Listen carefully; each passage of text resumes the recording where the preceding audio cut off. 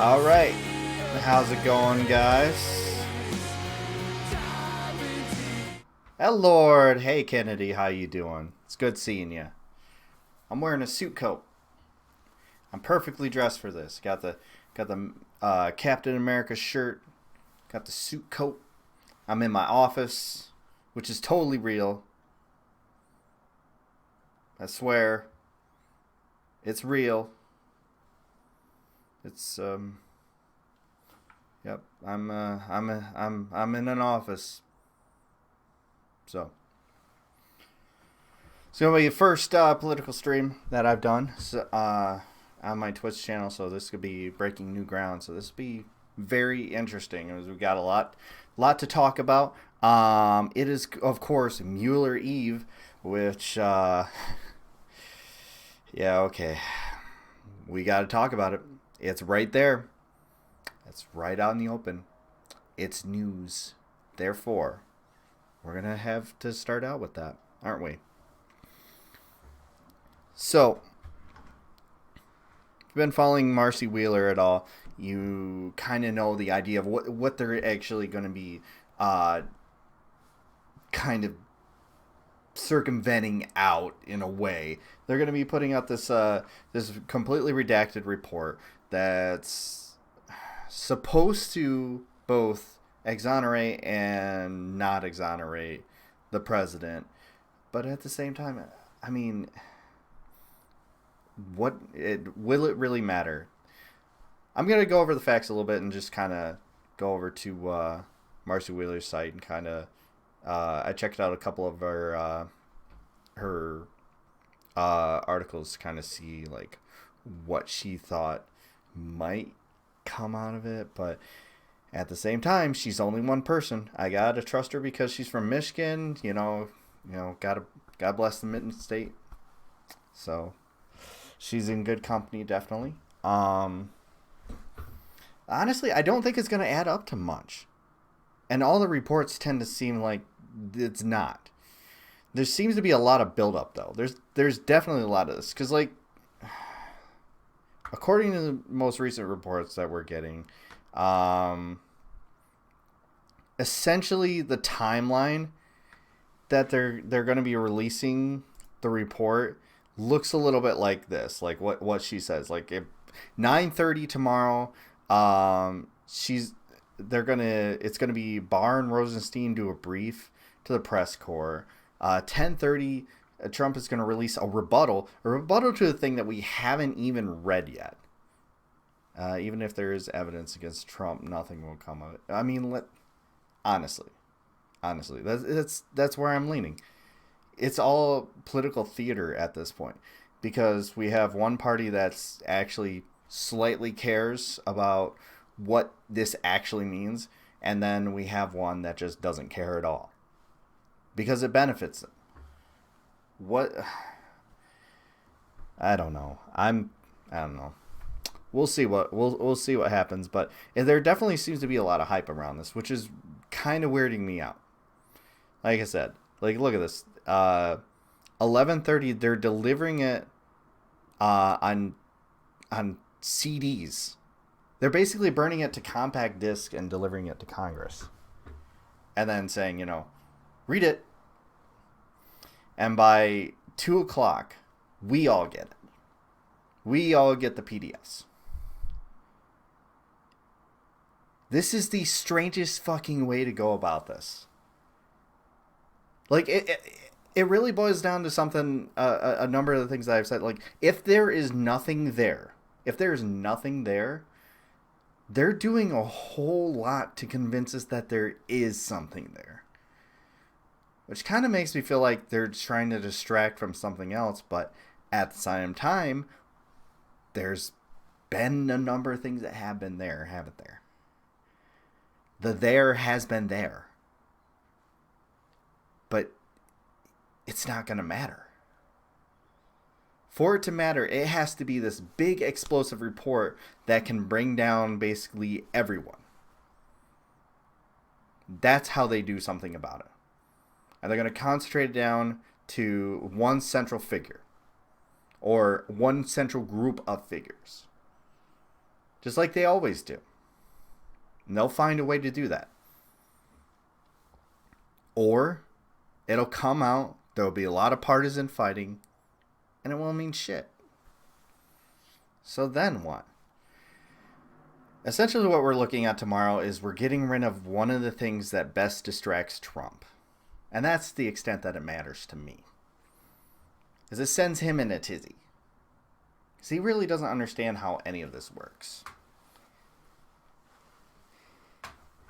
And what worries me about that is once the Mueller report is out and, whatever happens from it doesn't happen, we no longer get that thing that gets him flying off the handle and, throwing shit at the wall. So then what? So I honestly don't know where we go from there. Do we continue harping at it and hoping that it just matters? Like, it just kind of feels like we're fucking the same chicken over and over. But I don't know. I keep going back to that thought. I've been thinking about this all day. That we're stuck in this position where we could lose the one major thing that keeps him from actually concentrating on pushing policy. To the extent that he's been successful in pushing policy at all, it always comes back down to we don't know what's going on with this guy and, Russia, which I put in air quotes to actually mean his financials, because we know his financials are tied up in a number of bullshit things. We know that. We don't know to what extent, but we know it's happening. And then after that, the next big date, which is going to be the next big thing that we're going to lose out on, but at least it can actually further some talking points to kind of go after him, is on the 23rd, the IRS has to release to Congress his tax returns. That's a slightly better thing to run on, but will it matter? Not really. So, Mueller's Eve is going to happen. It's going to come. It's going to go.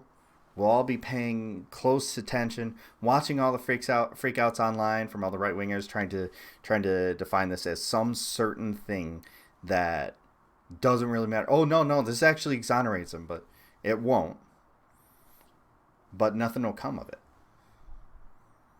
Just more fighting, more bullshit. Thank you. It's not a blazer. It's a legitimate suit coat. I do own a suit. This is true. These are facts. Welcome, Igloo.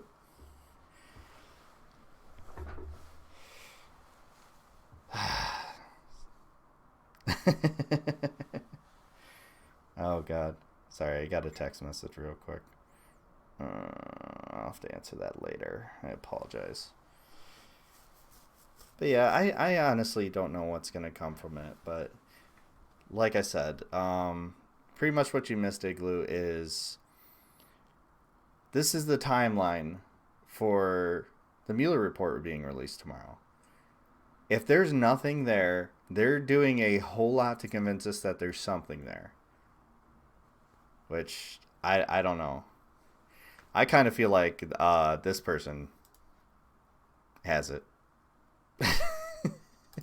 I hope not. Dear Lord, I hope not. Yeah. It's Mueller's Eve. Yay. Imagine if you actually lived here, what you'd be going through. You got a bunch of Clinton liberals, celebrating like, this is going to be it. This is going to happen. This is going to be it. Minus the redacted parts. And then we just got pushed for it to get unredacted. Like, none of it is going to matter. There is no big savior that's going to come out from the woodwork and save us from this. Mueller isn't that. Now, I have some theories as to why that is. Now, I kind of put this on Twitter before, but I kind of feel like, Nixon resigned for less, but the case was clear cut. This is true. This is true. I kind of feel like there's been some hinting at what's going on with it, because there's been some officials from the Mueller team that have kind of discussed it as well. Head Blasters question: do you believe that if Trump has any financial ties with Russia has to release his tax returns, do you believe all other presidential candidates should too? Because I think we all know that there was some form of corruption, whether it's on the left or the right. I mean, yeah. I'm all for transparency. Will that happen? No. I don't believe. Yes, that's true. Republicans actually were willing to be like, yeah, this is a losing fight, and actually just gave in. Like, go. This is going to get a lot worse before it gets better. But we're at a point where it's not going to get any better no matter what. Because there's no acting party. One is feckless and weak and doesn't want to pursue anything. And the other just loves it, is okay with it. They got their tax cuts. They're good. They're done. But it's still very, very strange. But on top of that, Wheeler's had a few theories herself. If Trump obstructed justice to hide compromise by Russia, could that be a crime? Let's see really quick. I haven't read this in entirety. I kind of skimmed over it. In my How to Read the Mueller Report post, I said that if Bill Barr's memo, which claims the report is broken into just two sections, one on the trolls and hack and leak activities, and one on the obstruction question, is to believe, the report won't provide much detail about the second half of Mueller's mandate to figure out the nature of links between Trump's flunkies and various Russians. To the extent that matters, and this is where I disagree with Marcy Wheeler, is, even when the thought I was getting to earlier before I answered that question from Head Blaster. I do need to. But I mean, I'm not entirely completely in agreement with her on this. The quote from the Mueller team said something along the lines of, what it shows isn't that they coordinated a belief and planned this out, and there was no conspiracy. What they basically said was that they were, the language they used was kind of like they were tricked into it in a lot of ways, like they were duped into conspiring in this way. To the extent that that's illegal, I mean, it's negligence at best, but it's not this big conspiracy like some liberals would have you believe. Rachel Maddow is not going to be too pleased with it, I don't think. Because the smoking gun is not going to be there. The smoking gun for that conspiratorial behavior is not going to be there. That's already been confirmed. To the extent that she's talking about this here, I kind of feel like she's getting into more or less the business ties. But the narrow purview of the narrow purview of the Russia investigation really kind of hampered their ability to do anything about that. And that's where I think there's some of her posts earlier that kind of alluded to. She's the only one still following this, except for the Mueller report itself. That's all she's the only one still closely following this. I saw a post from her earlier, so she's the best source as far as I'm concerned on this. I'm trying to find this.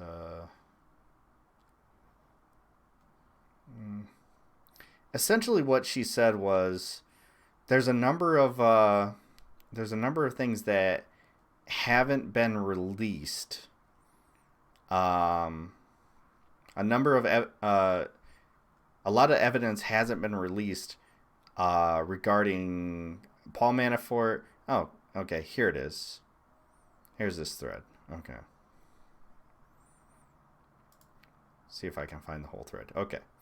So on Friday, prosecutors said they couldn't turn over Roger Stone's search warrants because an indictment does not end an overall investigation. For example, when a defendant is potentially involved in activities with other subjects or targets. And that gets into the not often mentioned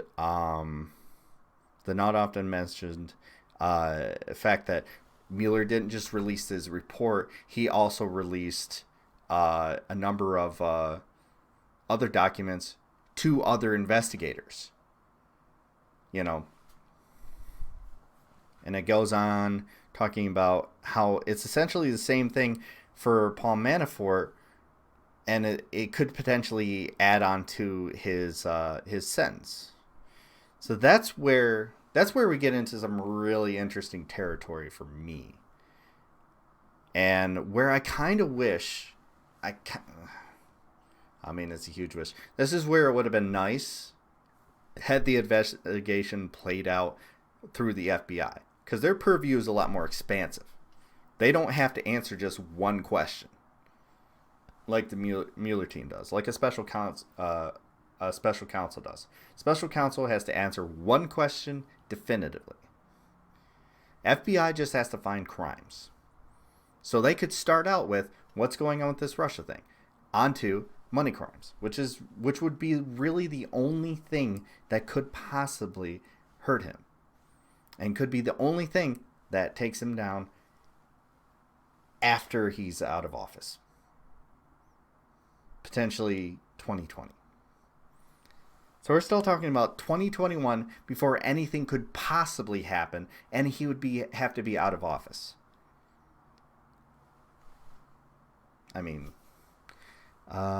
Kenny says, I wish libs had never presented this shit like it's a spy movie, because nobody's going to give a shit about financial ties now. Even libs are going to be like, oh, it's just corruption. Yes, and that is the problem. They're not going to look at it as anything else, and they really need to. They really need to look at it from the purview of financial crimes. But that's boring in their way. They want it to be spy. But there wasn't this big spy network.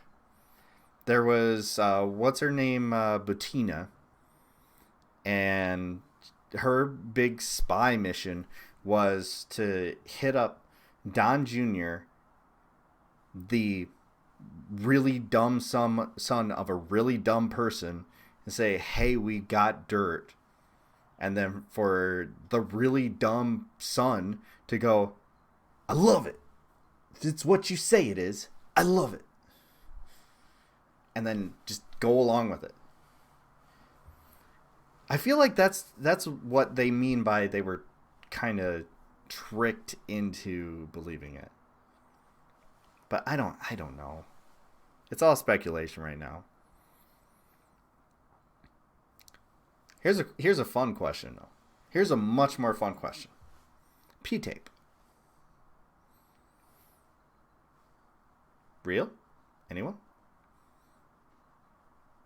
If you've been following my Mutt1126 Twitter account, you know that I don't believe the P-tape is real, but I do believe that there is a proof of drug transactions. P-tape's not real. I don't believe it.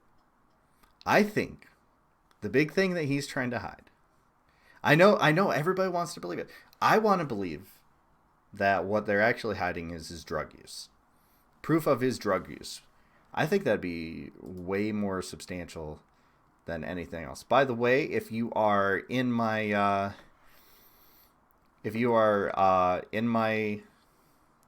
Discord, you can join in on the call, and we'll talk to you live.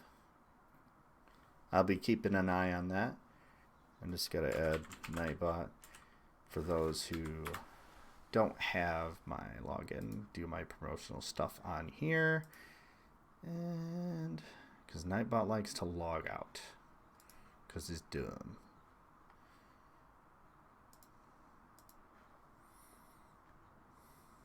X-Files theme plays. I need to put that on my my Stream Deck. But I don't have that. I do have this. Not yet. We can't do that yet. There is no victory yet. We'll get there. We'll get there. I want to talk about that too. We'll have to talk about 2020. And more speculation. Because really, we don't know anything at this point. That's what kind of sucks about doing something like this is we kind of don't know anything right now. It's all speculation. So we're just kind of sitting around waiting for things to happen. So then what? I don't think the P-tape is real, but I do think that there is proof of his drug use. I think the Russians have proof of that. I think they turned it into the P-tape because they thought that would be less embarrassing for someone who has to pay off a porn star for sex.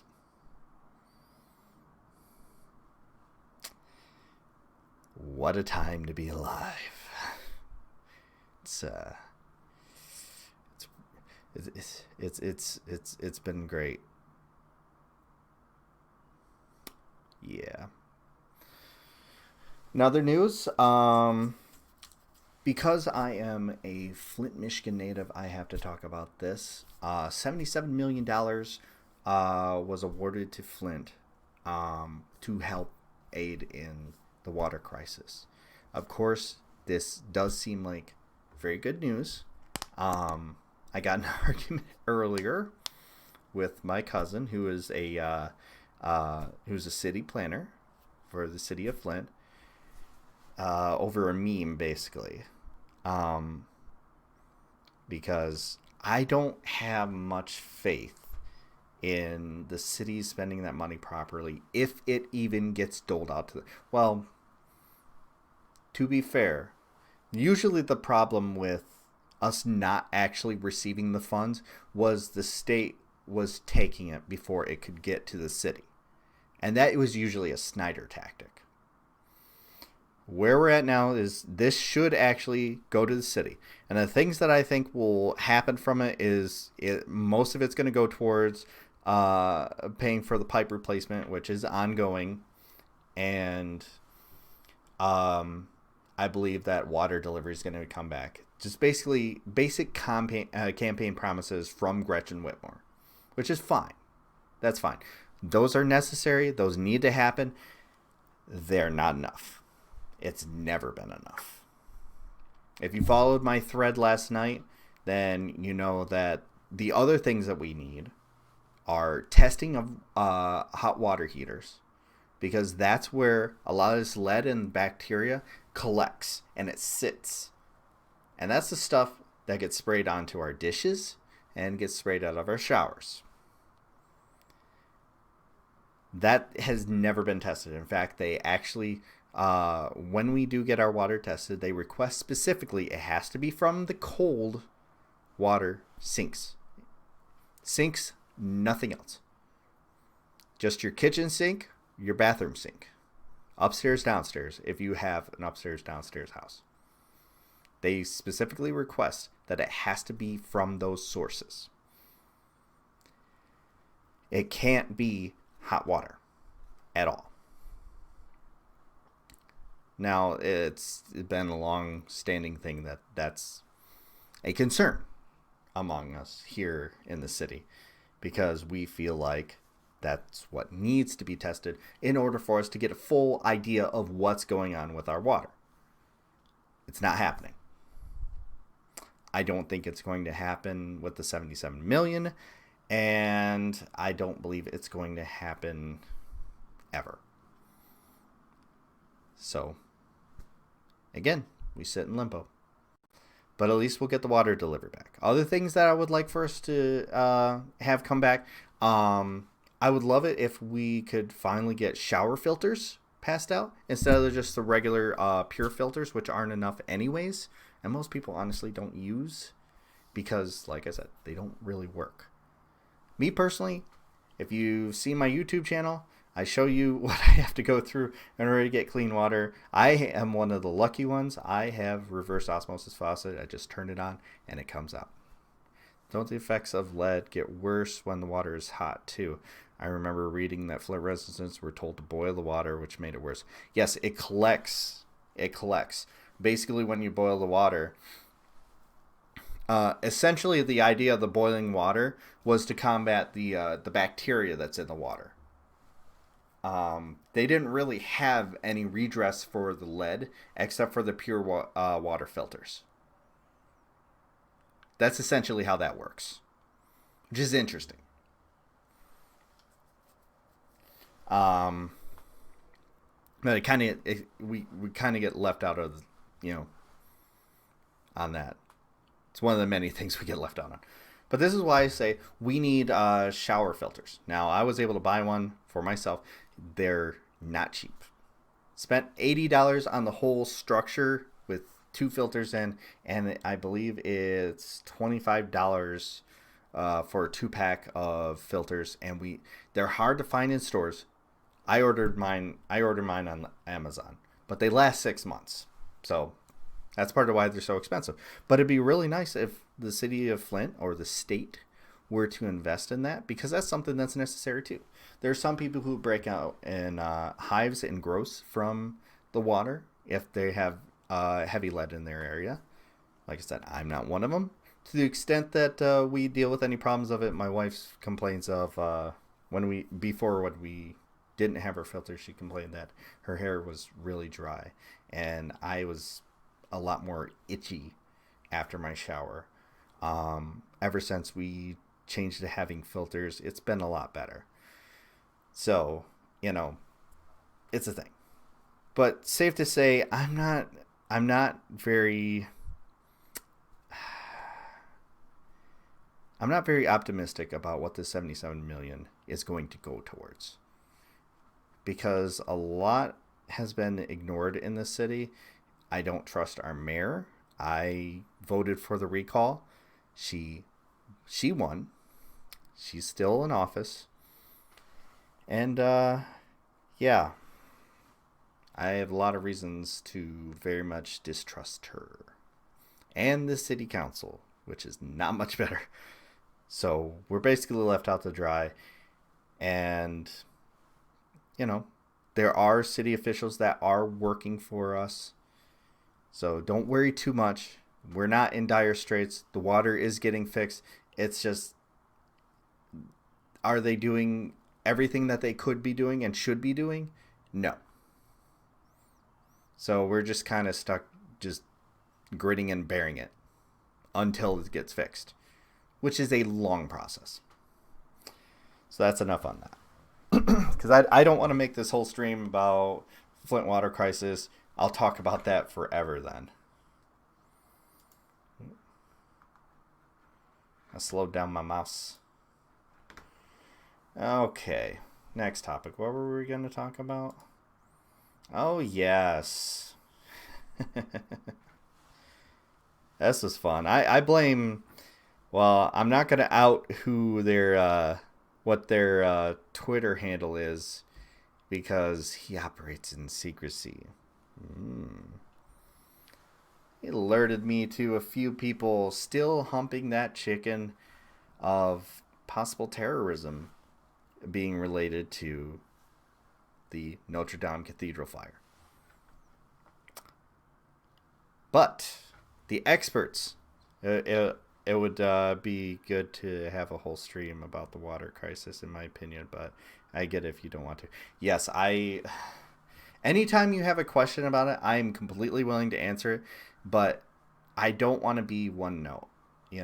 I get very bored of talking about it. It's most of the time I just honestly pretend it's not going on in my life. And the things that would be wouldn't be normal to most people have become normal to me. Just is what it is. And like I said, for me personally, it's not that big an inconvenience. It's just kind of a thing that sucks. So, but yeah,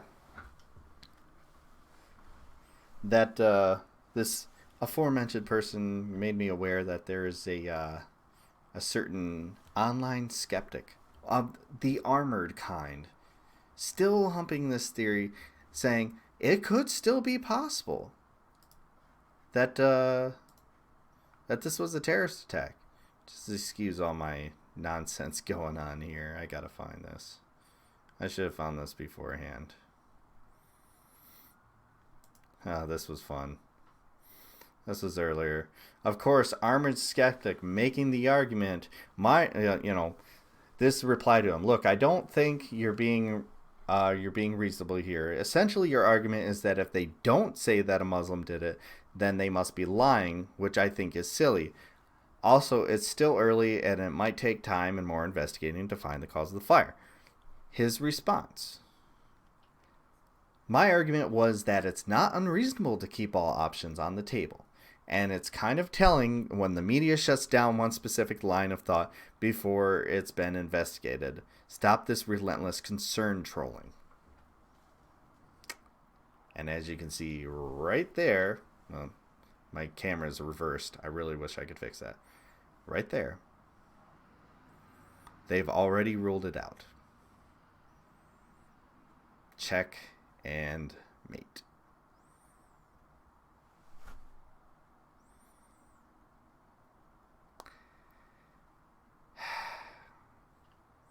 It's just another way where these people who claim to not be racist at all show their hand a little bit too much and show that just maybe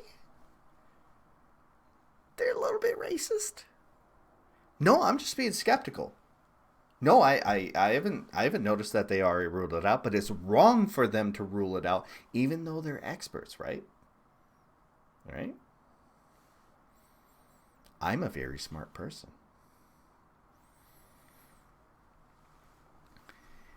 It's just it's very funny. So I had to go through and just kind of see, why are all the skeptics so fucking nerdy? Why can't they be skeptical of something important like capitalism or bad sitcoms or something?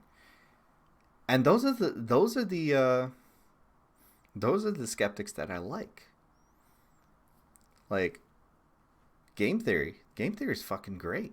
That's a fun show to watch. You know, there's some people that don't like some of the implications, whatever. I enjoy it because it's just dumb fun, told in a really smart way. And there's nothing wrong with being nerdy. I'm nerdy as fuck, and I'm A-okay with that. I'm a gamer, damn it.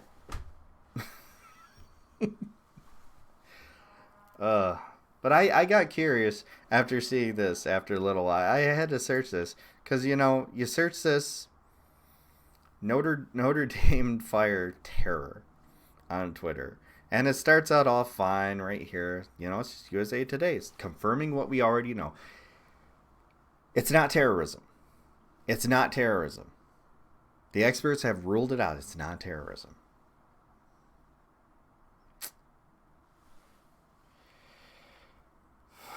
Fuck me. So, coming from a person that I assume only sounds like this, gas tanks and Arabic documents found in unmarked car by Paris, according to the Telegraph, the bastion of wonderful media. No, I feel that. Oh, Islamist extremists across the world are now celebrating destruction of Paris's historical Notre Dame Cathedral. My bad. I'm American and college football fan. Notre Dame is a thing, but yes, Notre Dame Cathedral. Yes, they were totally celebrating. Says this video. Let's just kind of Let's just hear this. Let's hear it. I guarantee it's just sound editing.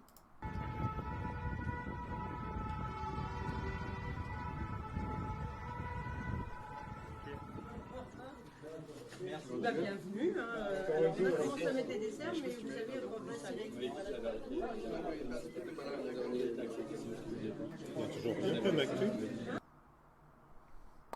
Oh yeah, that totally sounded like a celebration, didn't it? Woo. These people are unbelievable. These people are absolutely fucking unbelievable. Just, it keeps going. Chef Smith shuts down French commentator from speculating terrors behind. Well, that's okay. That's fine. Good on you, Chef Smith.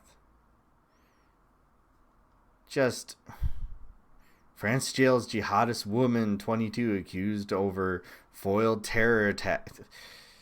Just these connect the dots bullshit QAnon motherfuckers on here trying to come up with something to fit their racist ass narrative. And what it really boils down to is you guys just don't like the Muslims. You just don't like the Muslims. This was essentially a building, a 700-year-old building made out of 700-plus-year-old wood. The fact that it didn't catch on fire sooner is a shock to everybody. The littlest thing set this off. It's a freak accident. It's sad. I get it. I'm not happy about it either. I hope to be able to... Like, I'm not a religious guy at all. I'm an atheist. That's fine. Whatever. Not that kind of atheist. Fuck you, Sam Harris. But I'm an atheist. I don't care about it from the God perspective. I care about it because it's just a beautiful architecture and its history. And I care about history. I love history. I loved back in the day. I've been to New York twice, and I loved going through some of the cathedrals there. That was awesome. I love beautiful architecture. I love seeing things like that. That's awesome to just imagine the history that had been executed in those buildings is amazing to me. I love that stuff. I hope to go and see some of what is left of the original building one of these days. I would love to do that. But to see this as anything more than what it is just dumb and built in your racist beliefs and is egged on by your crazy demagogue president. Exactly. It goes far beyond religion. And believe me, I'm not a religion-hating atheist at all. The way I see religion, it's an opinion. You have an opinion of how you believe certain things went about. And that's fine. It gives a lot of people peace. It's been used to do some terrible things, but you know what else has been used to do terrible things? Just about fucking everything. Search Florida man, and I guarantee you'll find someone who killed somebody over a fucking Snickers. I'm pretty sure that's happened actually a lot more than in Florida, though. So, let's be careful with that. We don't want to generalize about Florida too much. Sure.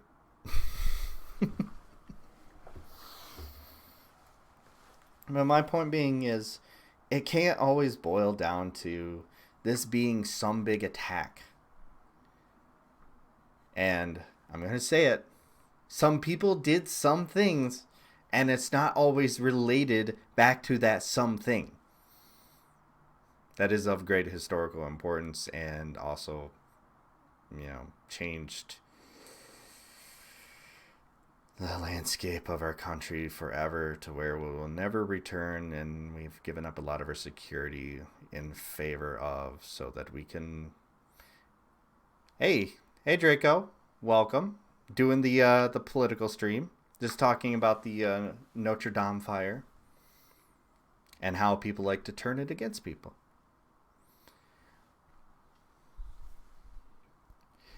All right. So we can go ahead and move on from that topic to one that's a little bit more fun. More horse race speculation. Now, I'm a Bernie guy. I make no secret of this. If you follow me on Twitter, you know I am a Bernie guy. The paranoid style in American politics, basically, along with big dose of disingenuously. Yes, it is Chizak. Welcome to the stream, by the way. It really does just boil down to that, you know. We need an enemy in order to group around, in order for certain people, conservatives, to actually be politically active. Otherwise, they're not politically active. They need that other to boost them. Meanwhile, on the left, we just need to stop fighting each other and just get behind Bernie, because he's the best we got. I said it. There are, I think we're up to like 19.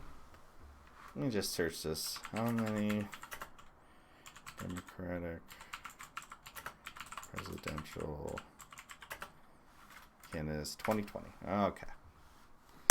So let's see how many there are. Jesus Christ. There are 20 people running for president on the Democratic ticket. And as far as I'm concerned, get the fuck out of here. There are only 2. You can forget most of this bullshit right here.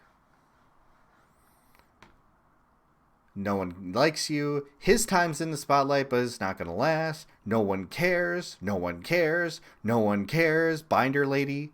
Or, no, I'm sorry, that's surfing lady. Only dum-dums care about her. Binder lady. Jailing people for truancy. She's not going to go very far. No one cares. No one cares. Oh, I'm sorry, that's Binder lady. Gillibrand's just the one that should be running as a Republican. There's Binder lady. Who the fuck is this guy?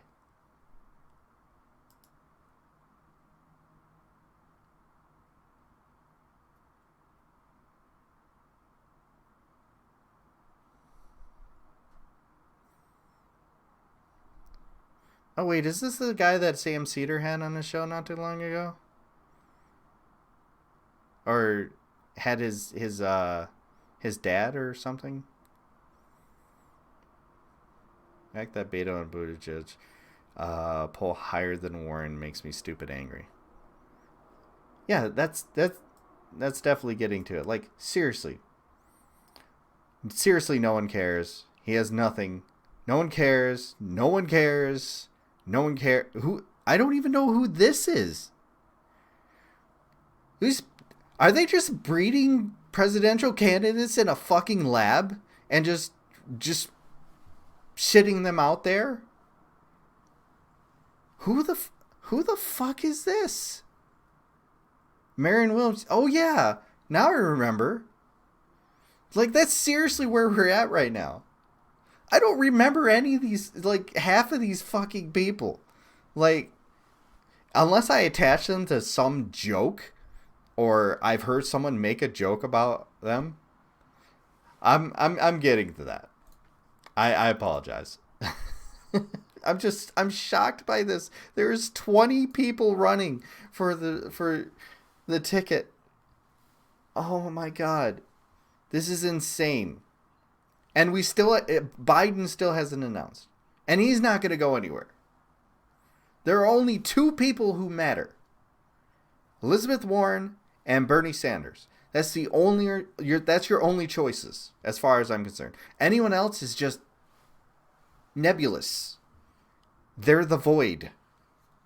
Yeah, she's the reparations lady.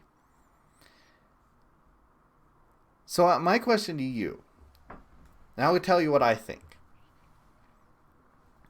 Does having this many people on the docket make it harder for Bernie Sanders? Because I kind of feel like so many people are running to drown out Bernie Sanders, and it's not working. I think I think we're having the same situation that the Republicans had with Trump. They tried to drown him out with 16 other candidates, and it didn't work. Because right out of the gate, that strong showing, keeping on with your messaging, rallying your base, that's how you win. Bernie has done that better than anybody. The only person who has done probably a better job, honestly, is Warren. And that's where things get difficult. Progressives are going to split between Bernie and Warren.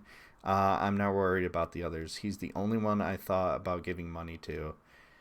Oh, no. Get Yang Gang out of here. No. No, absolutely not. No to Yang Gang. Andrew Yang is not going to be someone who can actually win. How much time do you got? Because I definitely don't have that kind of time to discuss it. Disingenuous tech bro. Jimmy Durr, welcome. But yes, he's a disingenuous tech bro, for starters. Essentially, he's running as a Democrat, but he's also technically running as a libertarian. He's as close to a libertarian Democrat as you're going to find. What's disingenuous about him? Well, for one thing, his UBI policy boils down to a means to get rid of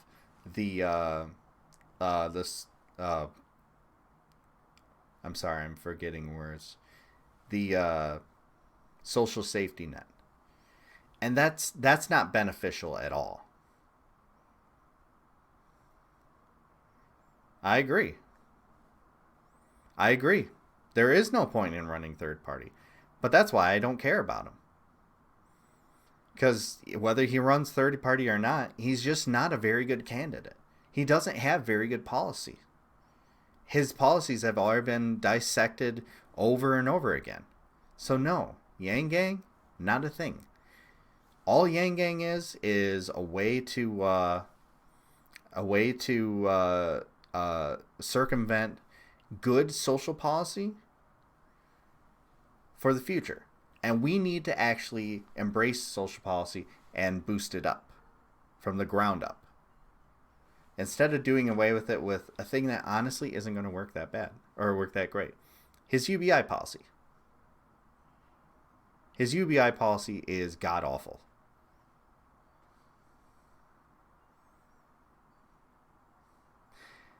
Getting rid of, yes. Essentially, yes. It gets rid of, it replaces them with cash in the same way that, it's just basically getting rid of the social safety net for no real benefit. Yes, we need benefits and cash. That's what I'm trying to get to. I apologize. I didn't expect to have Yang Gang in here. Oh boy, that's not a conversation I want to have too long. But you choose, you keep the benefits or get the cash. Why can't we get both? Why can't we keep both? What's so hard about that? Honestly. It's not like he's embracing monetary theory or modern monetary theory. He's not. This is what I mean by he's disingenuous. He's saying you can have one or the other to basically circumvent the social safety net. Basically, he's trying to reinvent the wheel and make it a little bit worse. trying to say this is the new social safety net, but it doesn't actually take into account the things you actually need. You get $1,000 a month, and that's it. What if you need $2,000 a month? Then what? Because he paints it as a fix-all for the social safety net and for upcoming automation as an inevitability rather than fixing the problems in the first place. It's a Band-Aid that's at the same time hacking away at the wound. It's like a Band-Aid full of razor blades.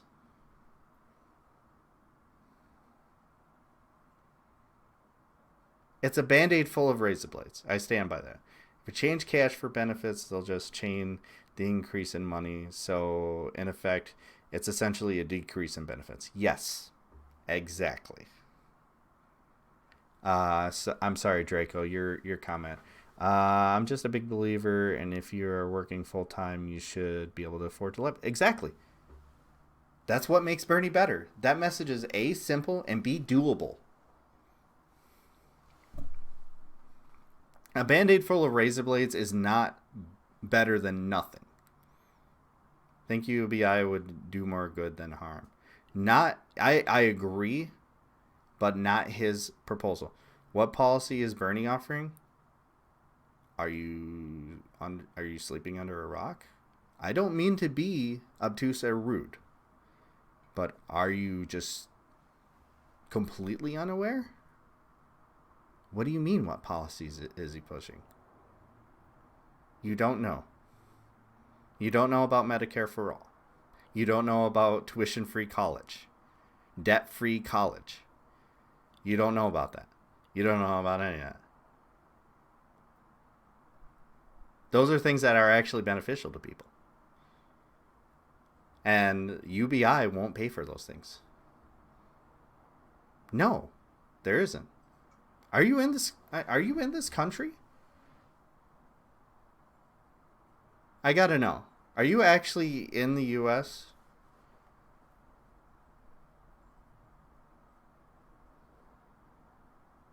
I think that is part of the plan.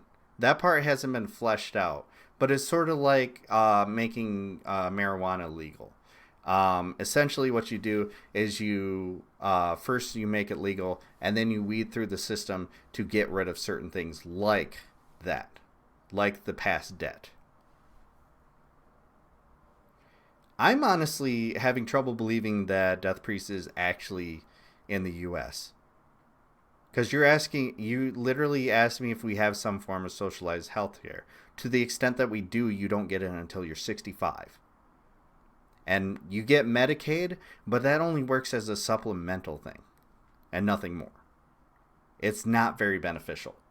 And you get that only if you are below a certain income level. So the extent that it helps you, unless you're a child, it doesn't really. It's kind of useless. I don't... Yang supporters wear backpacks on. I don't get that reference.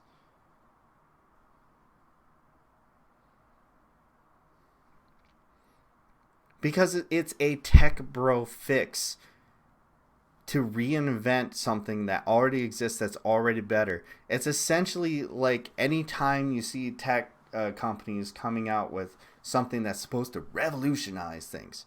You know, Uber revolutionized travel by creating people that you pay to show up to your house and take you places. Taxis. You didn't invent taxis. You invented low-paid. You invented low-paid taxis who run off an app and have no background checks on them. I would know. I used to be an Uber driver. It didn't revolutionize shit. It just caused my car to explode. Yeah, the weird nationalist dog whistles are definitely a problem. That's where I get into his whole thing with him being a tech bro. So he's definitely got some very right-leaning positions on a lot of things. Yang's policy is surface level without diving into the side effects that could come up. It basically boils down to don't worry, the bad things won't happen. That's the best way to put it, Locke. Good to see you, man. And the Americans are underdogs in their own homeland thing. I missed that. I missed that. Ugh. Anytime I try to delve into Yang, even the littlest bit, it really doesn't take that long for me to be disgusted by him. Like, seriously. He's running on UBI, which is essentially bad UBI.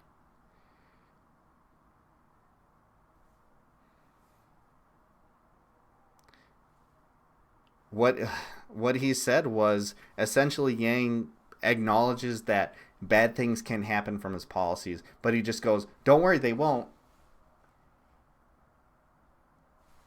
That's not enough of a promise for us.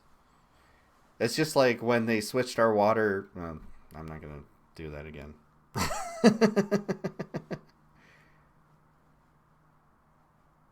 Yes, we've actually given actual. Can you actually point out a specific policy and what parts you do not agree with? The UBI. I don't agree with his messaging. I don't like his messaging. His messaging is way bad. That's a policy. Is that not? We're moving on from Yang. I wanted to talk about Bernie. Yang Gang is a dead thing.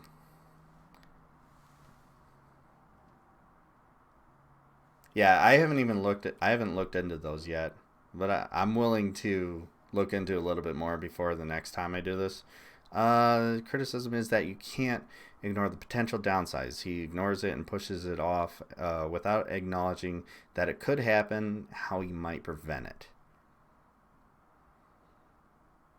I don't know where he's on reproductive rights.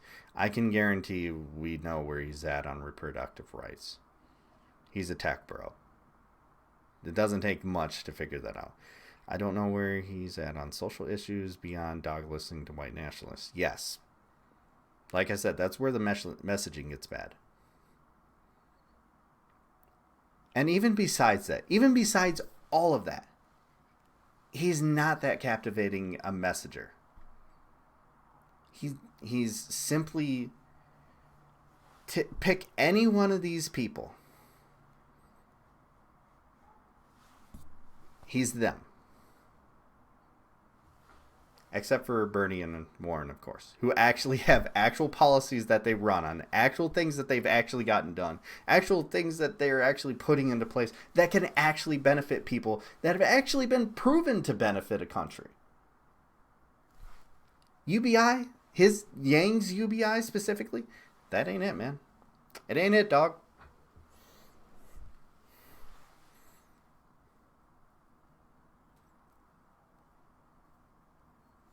Yeah. The GIFs unfortunately don't work in Twitch chat. He just doesn't have any chance of winning. Yes, there is that part of it too. He's in amongst the numerous. The only people that actually give a shit about Andrew Yang are right wingers and people who actually believe that his UBI might work. And both of those people, only one of them are actually going to vote in a primary. In fact, Death Priest, I've asked you a couple of times and you have not answered me. I don't think you're going to be voting in that primary either, because I don't think you live in the U.S. You asked me if we have some form of socialized medicine. We do not. Typing out the name of a GIF instead of using it's a pretty common joke on Tumblr. Oh, okay. Yeah, I don't really get on Tumblr anymore. I'm not going to get into why. I don't think X person has no chance of winning is a good argument. It's not, no. That's why I'm not really addressing that. He is in among the numerous. He really is. My stance is that his base boils down to right-wingers who aren't going to vote in a Democratic primary anyways because, well, Bill Weld joined in So Trumpy's got a challenger. Gotta shore up those votes. Uh-oh. Bill Weld isn't going to win either. Just so you know. But there's not really, the only voting base for Yang are right wingers. That's the majority of his voting base. And they're not going to vote for him. They're going to vote for Trump. They're not going to be able to get in enough numbers to propel Yang above a powerhouse like Bernie Sanders or Elizabeth Warren, who, well, like I said, are the only two people that matter in this race. I really feel like what we're going to have is a reprise of what the Republicans had during their long primary season in 2016. Each one of these people is going to get in the spotlight. They're going to skip over Bernie. They're going to try not to talk about Bernie. But each one of these people is going to get their time in the spotlight and then fall like a rock. Right now, it's this guy. Why the fuck did they choose that picture for him? Am I wrong that that picture is god-awful? Mayor Pete looks...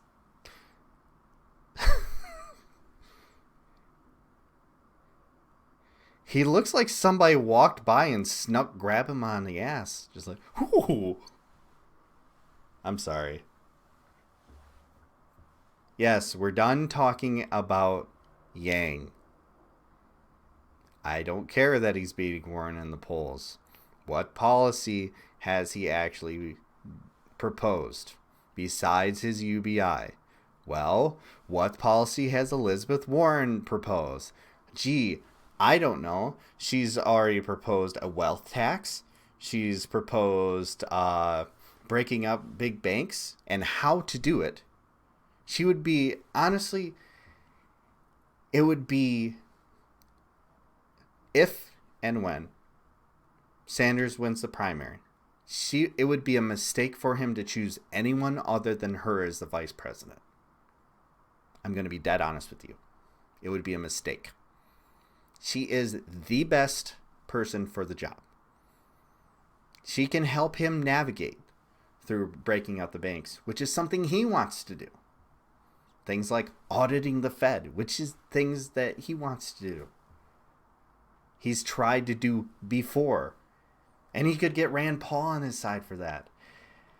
I said it and I immediately hated it. That site doesn't state how many people voted either. It just shows percentages. That's why I'm ignoring it. We're done talking about Yang. Sorry, bud. He's just not that compelling. His argument, not that compelling. I think he would have beat out Hillary last time if he would have announced Warren as VP before getting to the later primaries. Well, that's something that's very interesting. When people actually delve into when he started running, let me just change this. Bernie's announcement came late as far as these primaries go. If he was going to try to win as a front runner. There is some speculation that he was waiting to see if Warren was going to run last time. Essentially, he ran a message campaign, and his message won. He did not. That's something that needs to be parsed out amongst our circles, because there's a lot of focus on how he got screwed over, which did happen, and beyond. And we need to stop relitigating 2016 and move on. The way he would have won is if he actually started early enough to actually win and actually planned on winning, which he's doing now. What did he do? I mean, yes, he waited a decent amount of time, but he's not late in his announcement. He's right on time. And what did you say right off the bat? This time, We're going to win.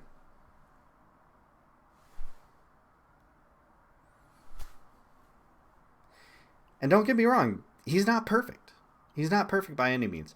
There's still some question as to things regarding Israel and the Palestine conflict. There's still some issues regarding how he addressed the question of reparations, which is a sticky subject and difficult to answer anyways, and I kind of feel like was put in place solely because of that reason.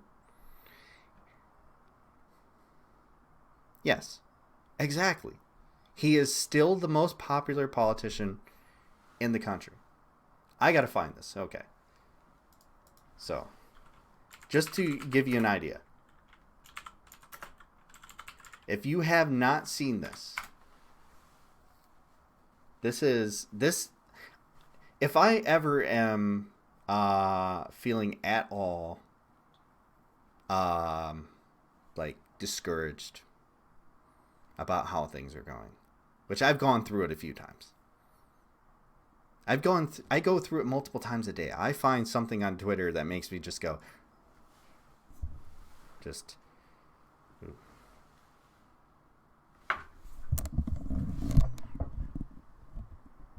We're gonna fucking lose. I fucking know it. We're gonna lose. I go through that several times a day. I need to fix that. I should have fixed that before stream. Anytime I feel that way, you gotta have the Zoom. You gotta have the Zoom. Anytime I feel like that, I'm gonna watch a video like this. Let me just find the part that.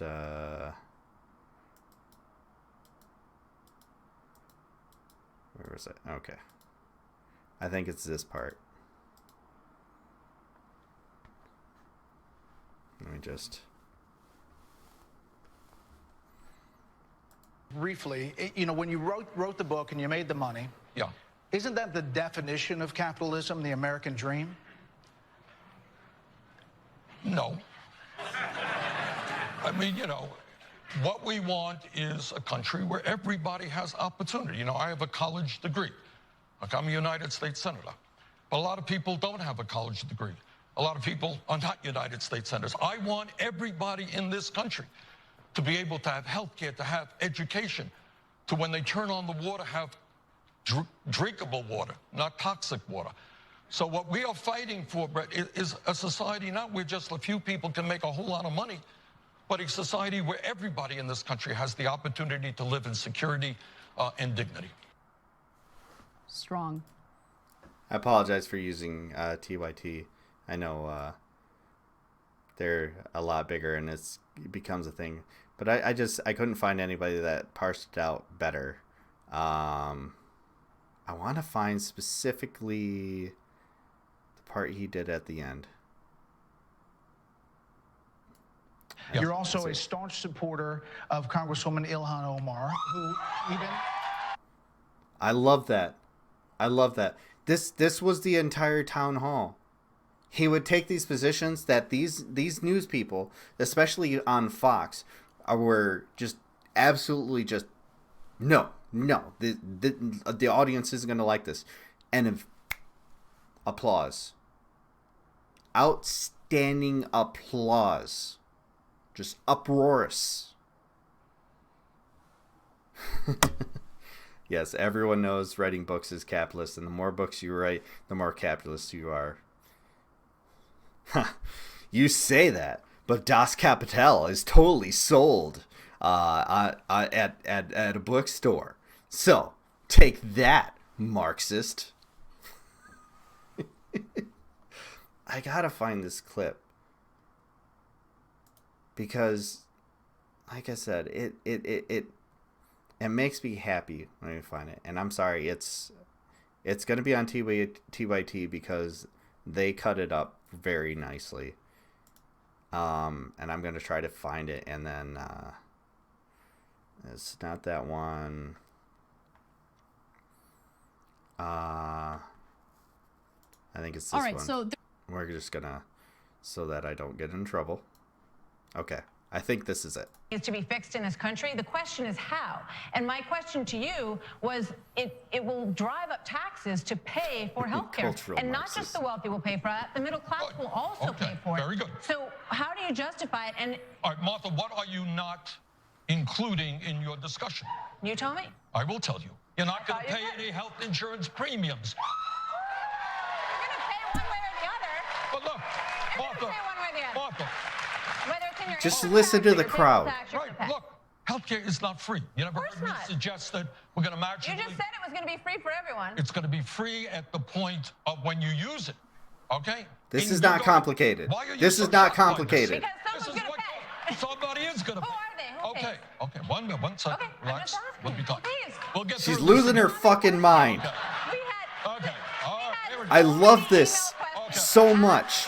She is losing her fucking Fair mind. enough, I got it. It's a fair But the first thing, let's just say hypothetically. Okay. You are self-employed, and you got They a did. husband and 2 kids, okay? Family of 4. Do you know how much that family is paying today for health care? Tell me. $28,000 a year. Okay. All right, we're spending $11,000 per person. We are saying to that family of 4, you ain't gonna pay that $28,000. You're not paying any more premiums. You're not paying any more co-payments. You're not paying any more deductibles. How's that? $28,000 you're not paying. But does that mean you're not I gonna do pay too. something? Of course it does. You're gonna pay more in taxes. And do members of Congress who Here's my thing on that. Here's my thing on that. You know, they ask these questions because they're not used to arguing with legitimate candidates who actually have this planned out. They are so used to dealing with people who are very mealy-mouthed in their presentation that haven't thought about it because they don't actually support the policy, because they don't actually care about the policy. They love so much more to argue with a caricature of liberals, a caricature of the left, than the actual real deal. Because they have no argument with those people. It's something I love to do on Twitter. Is whenever I get in an argument with a right winger, they love to bring up, oh, well, you voted for Hillary. I'm like, yeah, I did. Because she was better than Trump. They're like, well, then you support her and you think she's awesome. No, fuck her. And they're like, what? Fuck Hillary Clinton. She sucked. I voted for her because that was the better option, not because I liked her.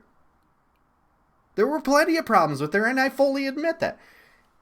And that throws them for such a loop because they're dealing with the real deal here. Cut the bullshit. Fuck Hillary Clinton. She sucked. I'm fully willing to acknowledge that. Draco will have to talk about that. That's a conversation for another time. But try not to do that. I'm sure you had not much of an effect, but try not to do that. Because I know what state you live in. Like, try not to. That's a whole thing. I'll have to send you some clips. Hit me up on Twitter. But that's the thing. When they're faced with the real deal, when they're faced with someone who is actually believing in these politics, who doesn't care about these personalities that are foisted upon us by the mainstream media, that actually do care about the corruption, they have no leg to stand on. Because their party is entirely built on corruption. Their whole ideology is completely built on defending corruption and playing team politics. When you get somebody who doesn't play by your team rules and is just like, no, fuck you. I don't care about this team bullshit. I am not on Team Democrat or Team Republican. I'm on Team People. They can't argue against that. And they're just left floundering like this lady, losing their goddamn mind because they have no argument for that. They try these gotcha questions, and they don't work. They will never work. I know people think of it as a throwaway vote, but I can't vote for someone I don't believe in. Yes, Team America. Not even that. Not even Team America. Team People. So I'll tell you how crazy I am. I don't care about borders. I don't think we should have borders in this country. I know that's a bit extreme, but what good are they doing? What are they doing besides creating a way for us to marginalize people? But I know that's a bit extreme, and I can't expect anytime soon. And even Bernie has come out and said that he's not for getting rid of the borders, which says a lot more about where Bernie actually is on the spectrum. He's not that far left. He just seems crazy left compared to what we have to fucking deal with. Borders. Our Borders is I think it's a sports authority below, a sports authority now, or it's a 5 and below. I can't remember which, but it doesn't exist anymore. I do too. Fuck boards. Welcome, not Sam. Not Sam, by the way. Not Sam, by the way. Interesting. If he never mentioned socialism, I think more people would have supported him. You know, that is a thing. I do remember kind of calling it with my parents. My parents were very... it's my Smurf.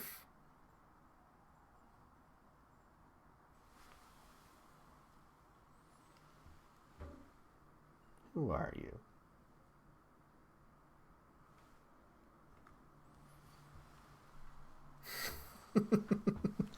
I have some speculation.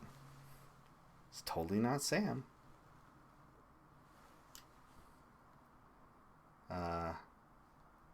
Fine, watch. I'll be right back.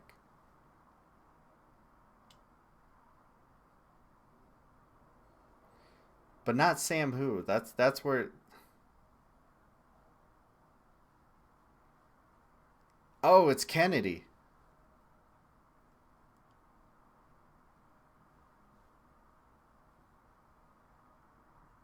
Well, hi, Sam. Sam who? I'm really curious.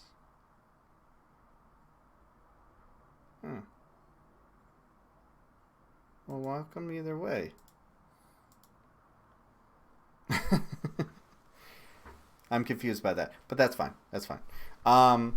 But yeah, like my old, God, what were we talking about? I completely got sidetracked. My point is, when faced with the real deal and acknowledging where Bernie actually stands on stands as far on a spectrum, he's pretty much just center left. In any other country, in any other industrialized country, he'd be center left. I saw a great post today on Twitter that said the liberal parties in most other countries are the conservative party. Comparatively conservative. Here, it's seen as the far left-wing party. That's why I laugh when I get called a liberal all the time, and I just kind of go, dude, you have no fucking clue. None. Yes, the misconception on the other side, yeah. But like they can't fight against the real thing when they're faced with it because they bought it. They're true believers in the narrative that they've been bought. They've been alive long enough and come from a period now where it's just normal to accept the idea. Yes. Bernie is not left enough. Bernie is left enough for me, honestly. And I see you with your Hassan. They didn't ban that one yet? Are you a second stage one? Because I don't have that one. I got this one. Yeah, I'm more of a sock dem, but I'm slightly to the left of Bernie, to be honest with you. Hottest take. Bernie is concealing his commie power level, but deep in his heart, he's one of us. You know, I don't think so. And I'm not a commie. I know where you stand, Kennedy. I know where you stand. Because unfortunately, I'm to the right of, Greg, and I think I'm around where Kenny is. It's hard to say. Where's he at? He must be busy. Ancom? Okay. Yeah, anarcho communist. Yeah. So you more align with like Jamie Peck and the people on Antifada. No gods, no masters. I don't fully believe that. All right, thanks, Locke. Thanks for popping in, man. I'm gonna be hopping off soon here too, because it's been a good one. This has been a good little chat. I really want to do longer, but I work in the morning, unfortunately. So I'll be getting off here in a little bit. But I just wanted to continue this conversation. Let's just keep this clip going, because this is amazing. This is amazing. Now have gold-plated health insurance. No, we don't. Well, they have a special plan that's outside Obamacare. A different plan. Do members of Congress, are they going to do that transition as well? Damn right. Of course. Why would you suggest otherwise? Like, seriously, why would you suggest otherwise? He's literally like, what did they expect him to do? Be like, no, we're going to have a separate thing that's a little bit better. No. If it's good enough for the goose, it's good enough for the gander. And it's literally what he's saying is, yeah, we've got this good insurance plan. Let's give it to everybody. Fuck it. And we're going to be on it too, because it's our plan, essentially. Let's just do it. There is nothing wrong with that. That is the best way to answer. Because this is what I mean by what makes him so great when he is on message, is he cuts through the shit.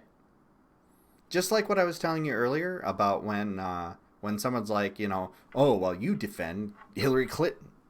Fuck Hillary Clinton. Simply done. And they don't know how to argue with that. It's the truth. It's how I honestly feel. And they don't know what to do with it. Because it's there. It's effective. It puts them in a place where they didn't expect to be. And that's essential. And that's what's fucking wonderful about this. Let's keep it going. No, he's bringing. Ah, that isn't even the one. God, I gotta find it. I'm sorry.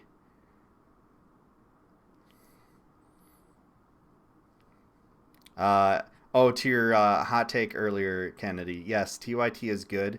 It's just you can get in some trouble on Twitch for not making clips transformative. So essentially, I'm using this just because of how they clipped it up, and I know it's somewhere.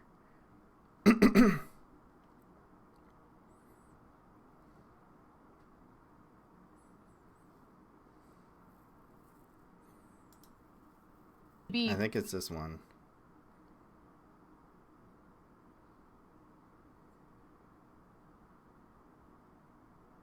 Yes, I believe this is the one.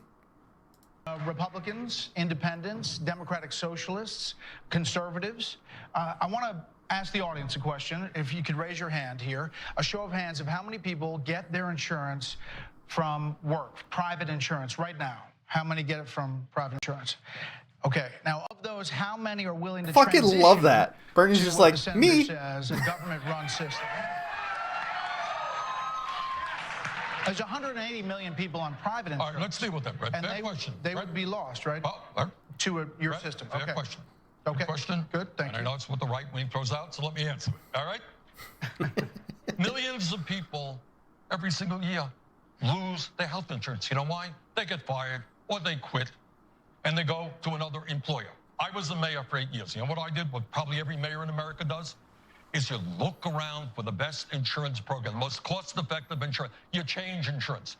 Every year, millions of workers wake up in the morning and their employer has changed the insurance that they have. They really did. Maybe they like the doctors. They really people didn't. are nodding their heads. Okay, so this is not new. We knew what he was going to do. Now, what we're talking about actually is but it's still so good. That when you have a Medicare for all, it is there now and will be there in the future. Yeah. There now and there in the future. That's the key. That's the key.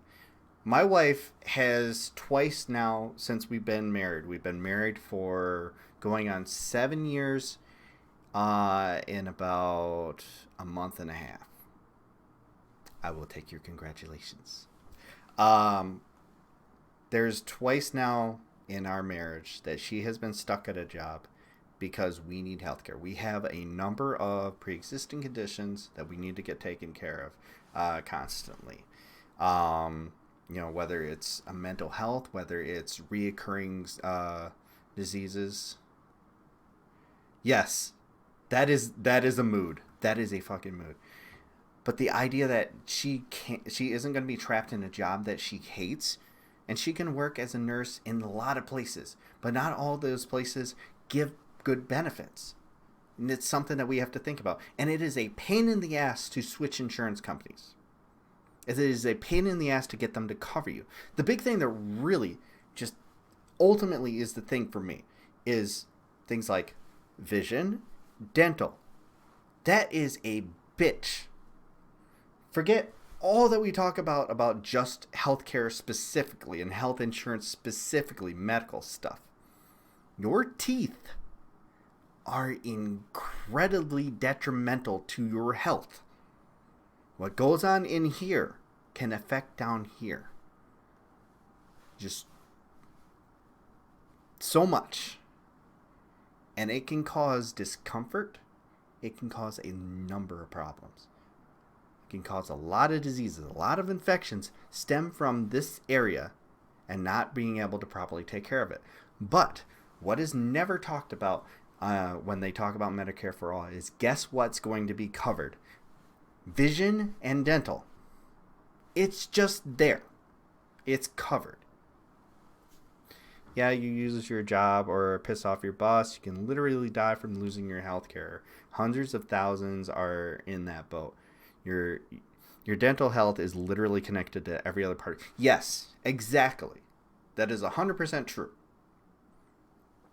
I'm currently dealing with that now. I've got a little bit of tooth pain from a chipped tooth from a while ago that I have not been able to take care of. Let me tell you guys a little personal story. So, I owe money from the last chipped tooth I have, that I had to have fixed. Had to have a root canal. Was not fun. I still owe my dentist money. We have dental insurance. I got my current job now. The first thing I did was applied for supplemental dental plan so that I could get more done that needs to be done and has not been getting done from the beginning. Let me tell you the bullshit that I have to deal with.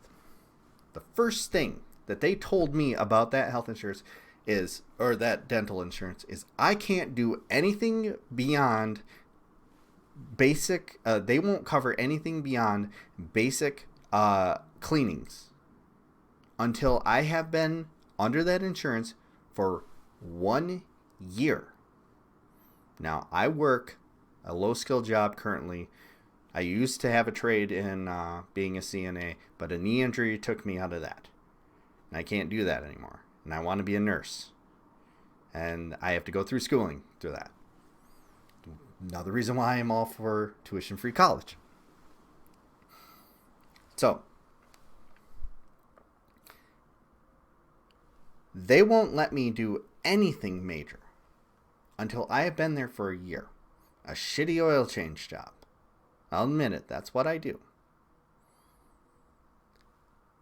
1 year doing that. And then I can get major dental work done, which I need a lot of it. My wife needs a lot of it. We can't even touch it with this supplemental plan that we are paying into right now until 1 year. Medicare for All gets rid of all of that. You just go and get it done. And you pay your fucking taxes like you were gonna do anyways. And it's going to be less, which is ultimately his point.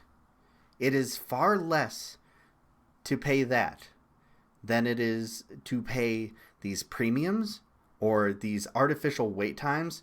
You want to talk about wait times? How about waiting a year to get dental coverage? How about that?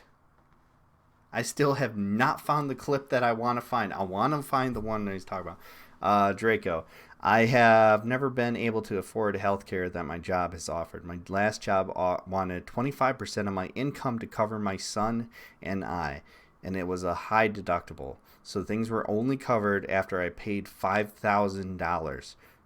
The heck is a person supposed to live like that?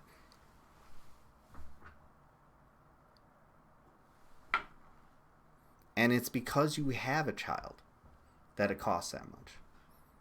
Because the first thing a child is going to do, above all else, is get sick. They're little germ factories. That's fine. That's what they do. But when you're in a society like this one, a full capitalist society that believes that that needs to be properly monetized and monitored to build up some sort of I'm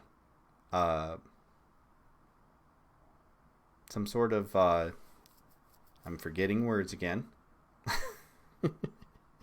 I hate it when this happens. Some sort of profit incentive structure. That's what happens. That's not a sustainable system when you're talking about something that you need to live. You need to survive with. That's not substantial. That's what's so great about what Bernie does and what Bernie talks about. It's so simple. We need health care. We get it. And anywhere else in the world, it's that. I'm really annoyed that I can't find this fucking clip. I really want to find it. I want to find the one, maybe Majority Report has it. And here I am, just avert your eyes to all these different channels I belong to. Good old Majority Report. I'm sure they have it like perfectly clipped out.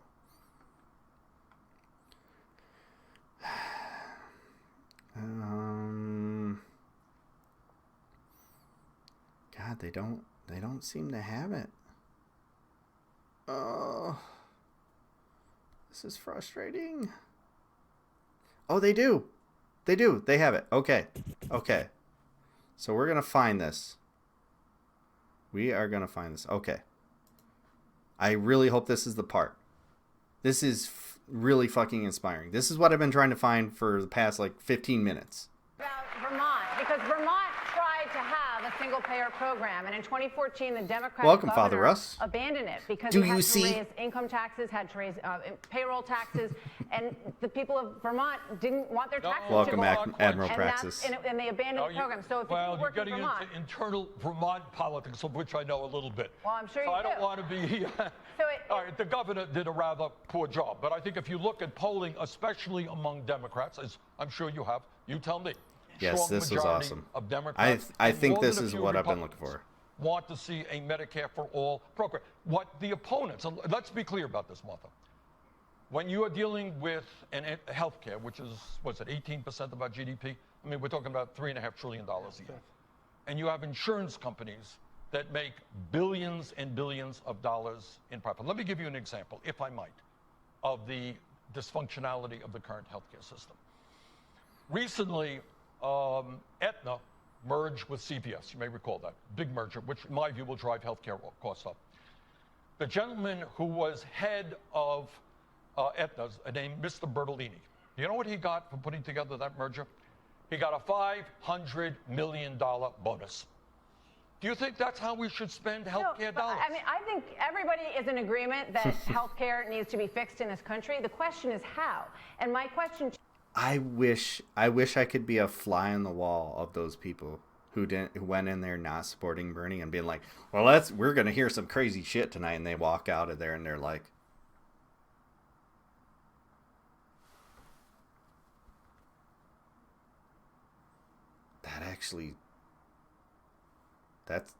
that sounded really, really kind of good. I kind of want that.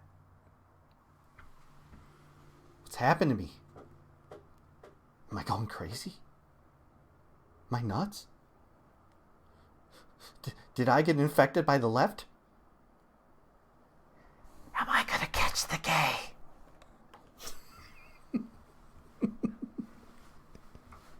I'm sorry. Yes, he's goddamn impressive. It depresses me when he doesn't handle a question well. Because when he is on, he is fucking on. When he's bad, he's just like, come on, Bernie. Just answer the fucking question about reparations. I know it's a hit piece, but just say, I'll have to look into the proposals, but I most likely will be in support of it. Answer that question. Just do it like that and walk away. Just walk away.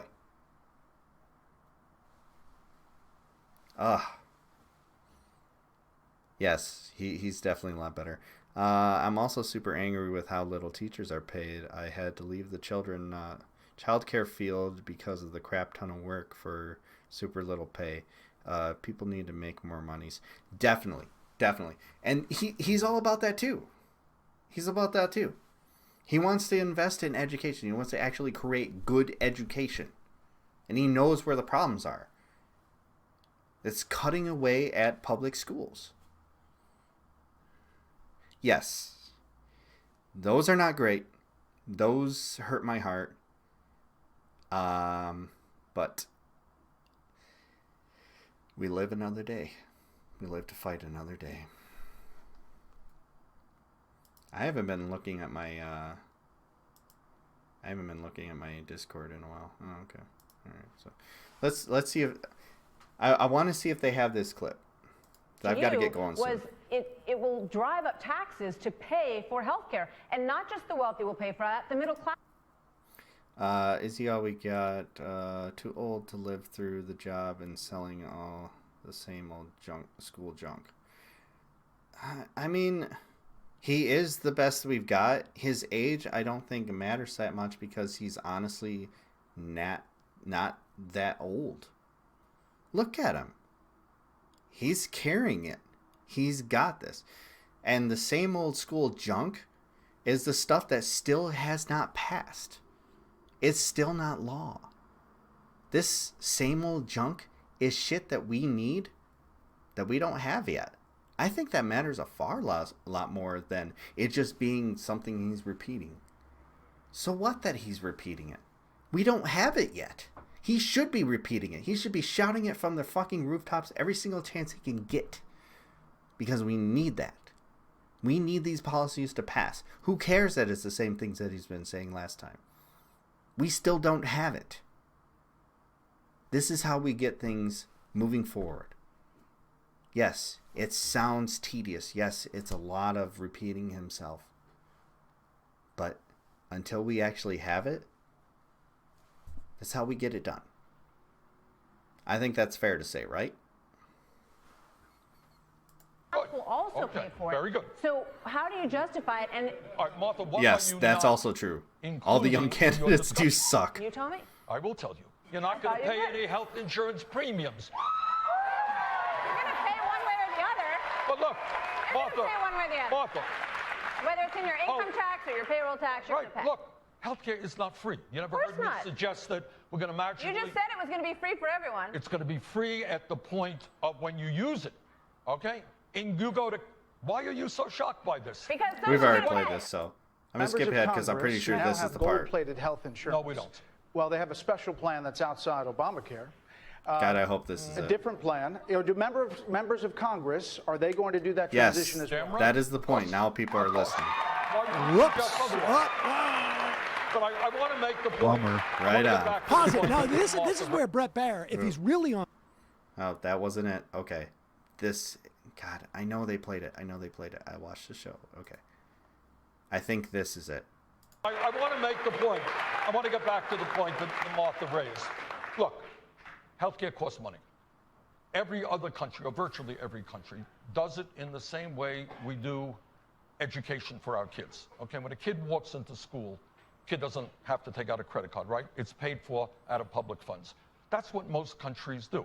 So if you're asking me, if your question is a fair one. Do you see? This is a zero-sum game. Do you see? I dropped my glasses. I fell down the stairs and my shoes fell off. Sorry. Are people going to pay more in taxes? Yes. But at the end of the day, the overwhelming majority of people are going to end up paying less for health care because they're not paying premiums, co-payments, and deductibles. We're going to get it. Yeah, there we go. Done. That's still not the clip, but yes, again, so well done. So well done. Where is that clip? Oh my God, they don't have it. Oh, this is such a fail on my part. Ha ha ha. No. No. But Larry David is also amazing and also a Bernie supporter. Deal with it. I sniffed some lavender, so now I'm suing you. Oh God. But no, what I've been trying to find is the clip where he talks to the audience and they all just they go yes to everything he's saying on Fox News, on a conservative network, on TV.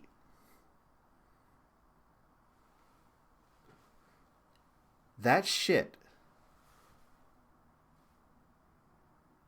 Can I be honest with you? I wanted to go home and just have sex with my wife. Is how good it felt. That may be a little bit too candid. I don't care. It made me happy. Because he converted some people on that. Because that is what everybody wants. That's what Trump voters thought they were getting when they voted for him. I don't know why they thought that. Not conservative, just not ridiculously liberal like the rest of the major TV networks.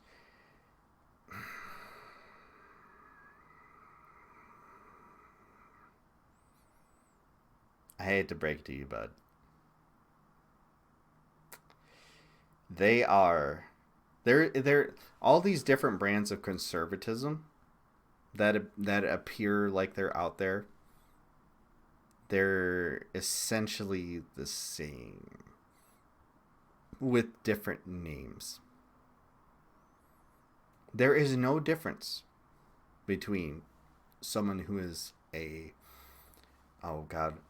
classical liberal, an identitarian, a nationalist, a white nationalist, what are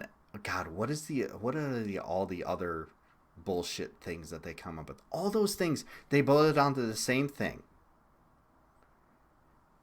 They boil down to cut taxes for rich people, cut regulations, have detrimental immigration policies, warmongering, and what's the last thing? Oh, cutting away the social safety net. There's a few other things, but they all boil down to the same thing. Yes, traditionalist, or constitutionalist. It's all the same flavor. You get all these different colors of chocolate, and you taste them, and you go, "This tastes like fucking chocolate." They're exactly the same. I don't care how you dress it up, what fancy language you use, it all boils down to the same shit that's going to get passed. Bad immigration policies, cut taxes, cut regulations, cut the social safety net, all these cuts to things that ultimately harm poor people and pit people against each other. So, they may not be conservative in your eyes, but they're just conservative. And it's only because you don't want to embrace them because they're the mainstream media and you've been told that they're bad. But if you're turning on Breitbart, I got news for you. They may be saying it a different way, but they're saying the exact same thing. There is no different thought. There's only the hive mind on the right. That's it. The amount of air in between, say, David Frum and Richard Spencer is like this.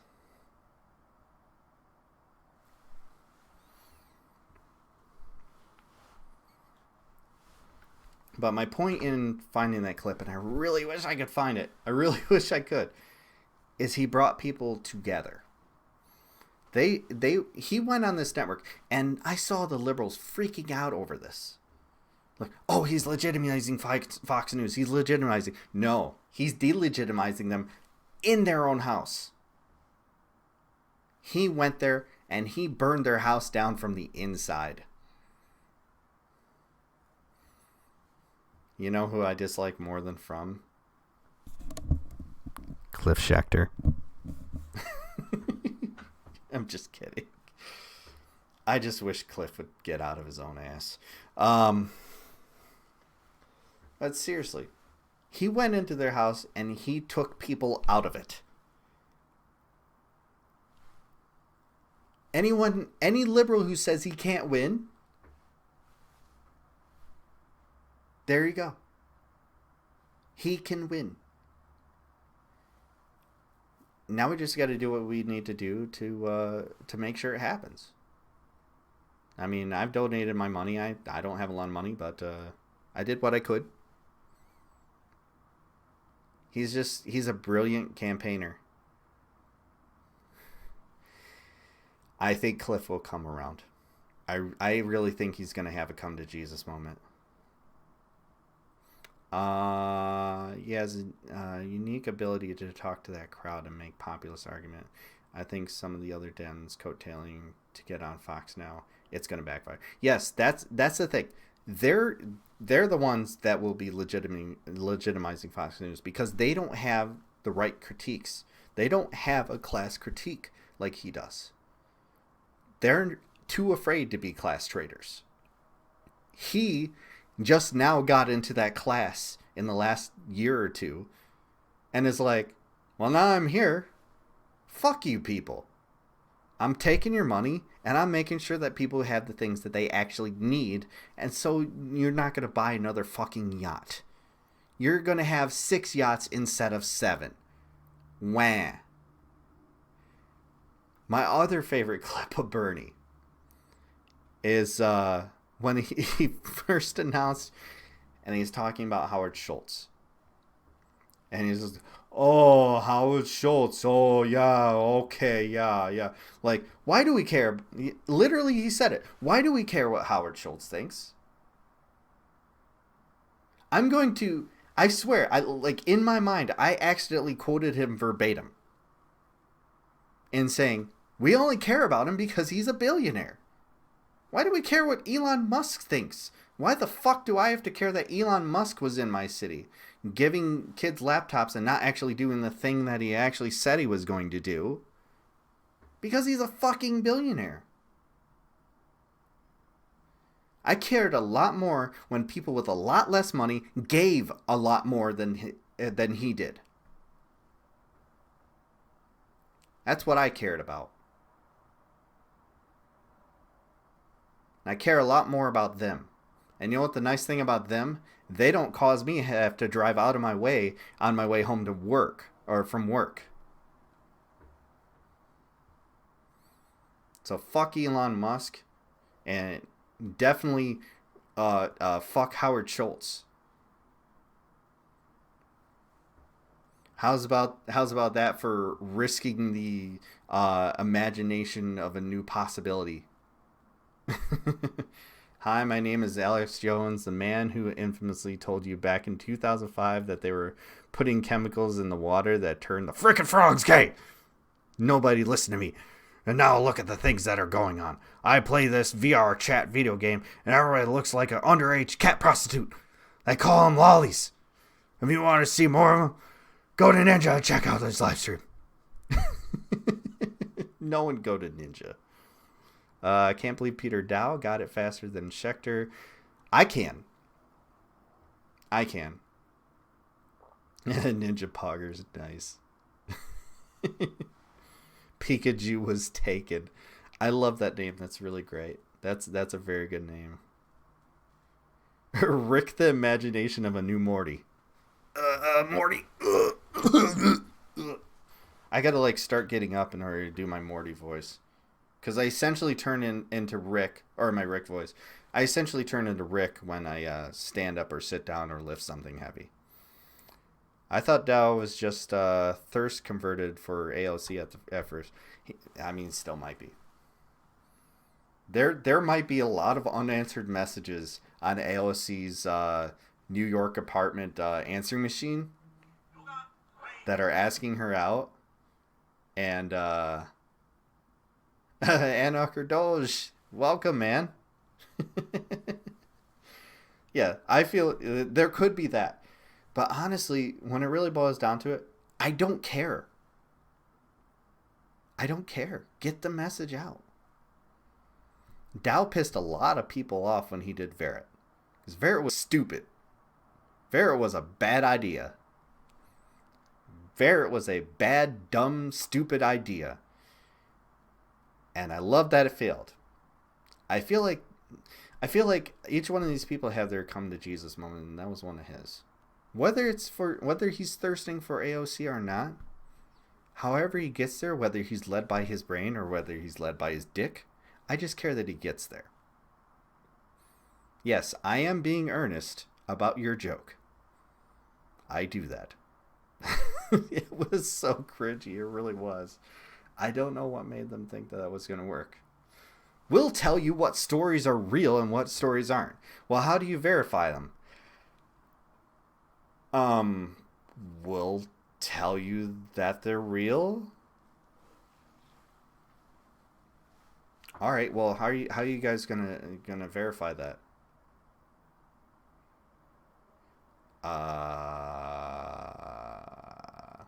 Look at this. Hillary Clinton doesn't have Parkinson's. See, it works. Yeah. How about that? Jimmy Dore, I will not miss you. Jimmy Dore, on the other hand, what are you gonna do now that Dore? I gotta ask you, what are you gonna do now that he left TOIT? Are you gonna keep the name?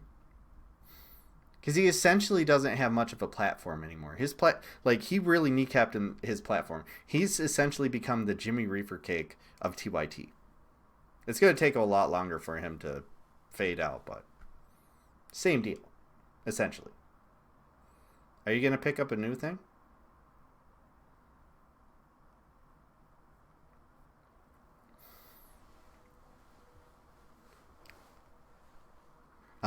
Probably get suspended. I haven't been doing much Dora material for months. I haven't watched more than 5 minutes in months. The fact that you made it 5 minutes. Kudos. I can't listen to that man for very long at all. The last time I listened to a video from him, it sent me into a blind rage to the point where I completely, it's on my YouTube. I don't know why I leave it up there. Just did not have the setup to do what I did. To watch that video and respond to it. I should not have done that because it looked awful. It sounded awful. I did it off my shitty potato laptop.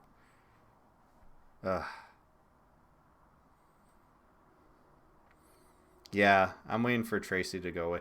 Yeah, oh shit, there's already a Michael Tracy parody account. I was gonna say that could be your future. Hounding him will be really fun. I've yet to watch his debate with Jank, but I don't think I want to because Jank's not really that strong a debater. I feel like a lot of times he walks away kind of feeling like the person he was talking to was right, like being convinced of the talking points while he's arguing with them, which is unfortunate. Unless we ever forget the Tucker Carlson thing. He's forgotten. Why shouldn't we? Gee, I don't know, Jank. He seemed like such a nice guy on backstage, didn't he? Such a nice, clever boy. That Tucker. That heir to the Swanson family food fortune.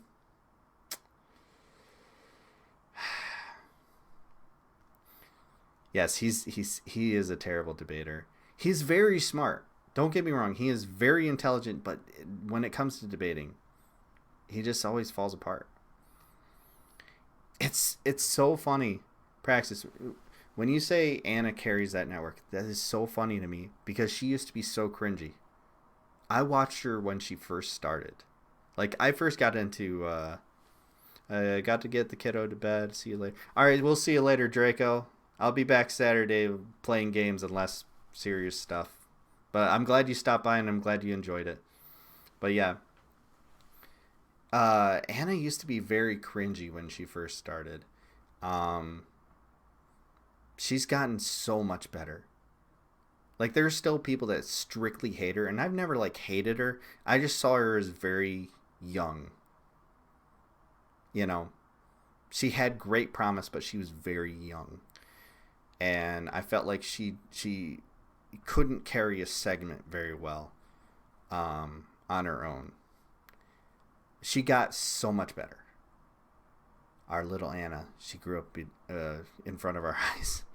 I think me and her are like the same age. It's part of what drew me to her originally.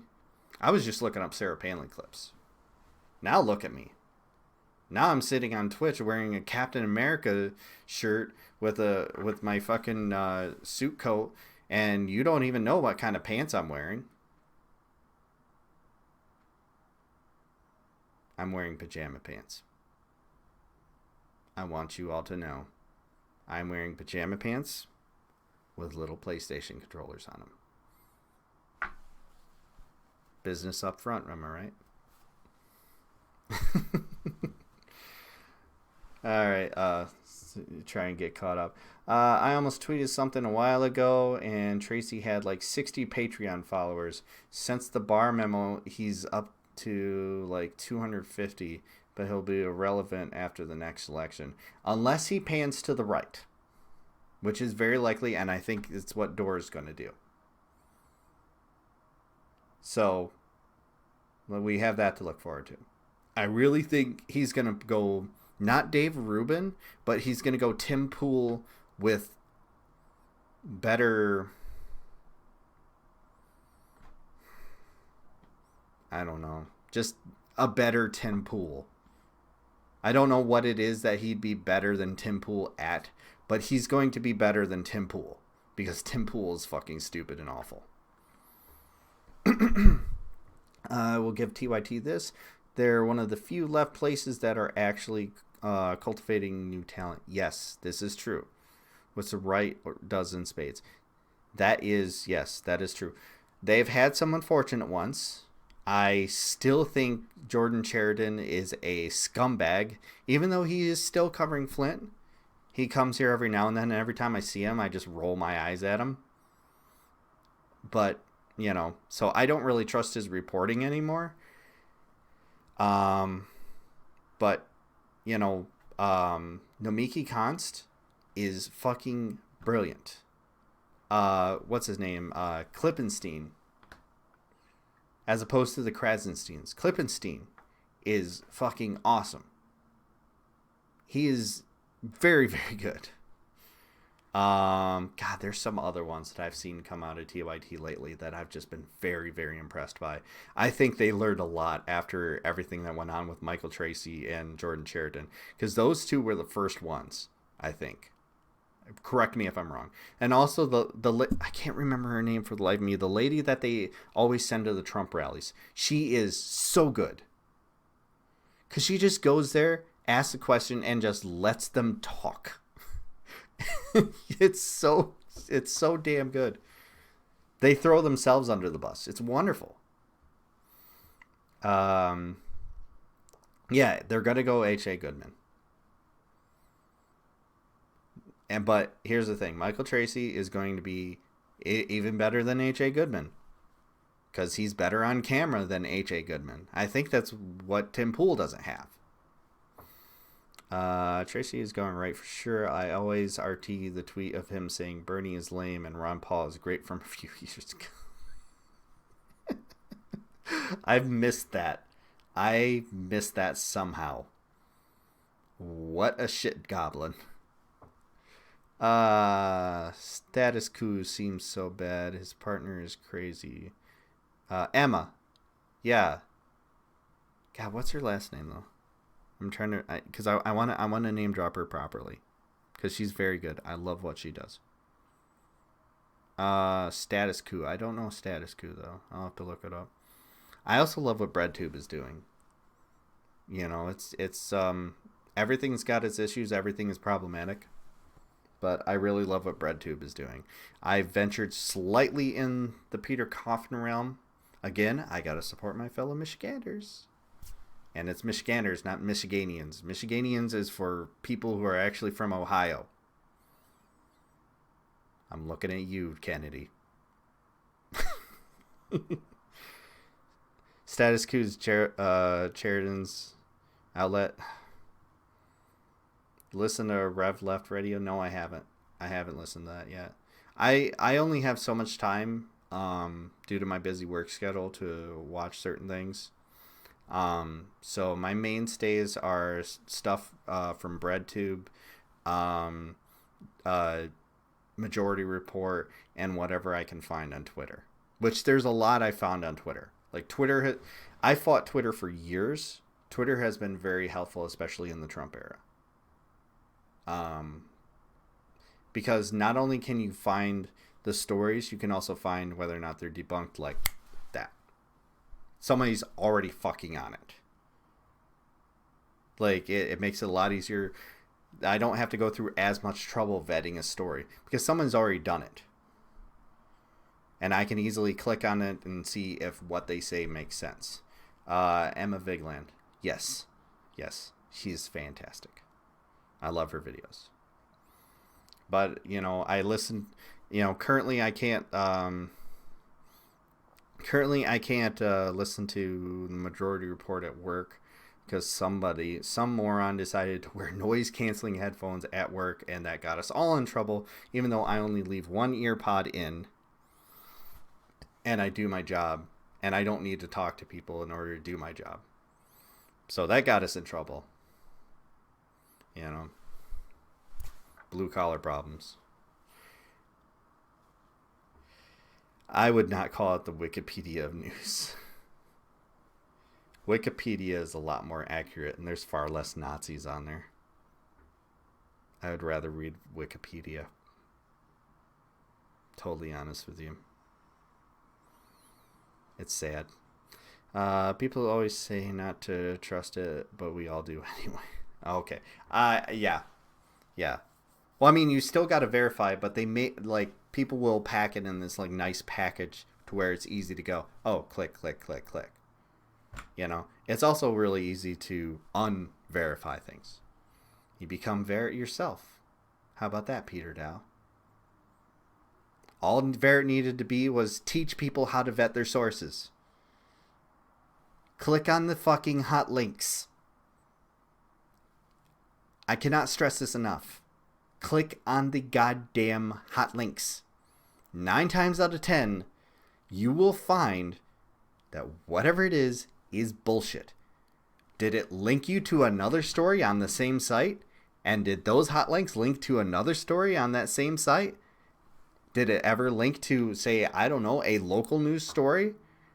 Did that local news story actually verify what's being said in the story? These are all things people need to know. This is how you vet your sources. The best news comes out of the local story because they have no agenda. Because they're paid shit like us. That's how you vet your sources. That's how I vet my sources, and I've become so much better for it. Yes. Hot links. So fucking important. That's gotten me out of so much trouble. Because, like, there's nothing better than having a right-winger link you to a story that you're like, yeah, I know this is going to be bullshit. And you just go click, and you go to the local story, and you link them to it, and you go, did you even read this? Because they haven't. It's like fucking Sargon. I shared a headline, and I did not read the story. some local news stations just put out press releases because they don't have the money for good reporting. That is true. What I mostly refer to when I talk about things like that is debunking local news stories that get blown up as a huge microcosm of something bigger. Sam's favorite go-to when the war on Christmas happens. Change the name of Silent Night at this one high school in BFE. Like, you go to the story and you find out, no, actually the people of the city wanted it, and no one's really mad about it except for people outside the city who don't have a voice in that city in the first place, so why do we care? I mean, stuff like that. These little stories that they try to blow up as, like, no, this is what's happening all around the country. I like to liken it to any story that says millennials, the new thing for millennials is this. Now, I am a millennial. I'm 34. So I am definitely a millennial. I'm sitting right in the middle of millennialism. That is a word that I said. And I know millennials. I'm friends with a lot of them. I talk to them a lot on Twitter and on Facebook.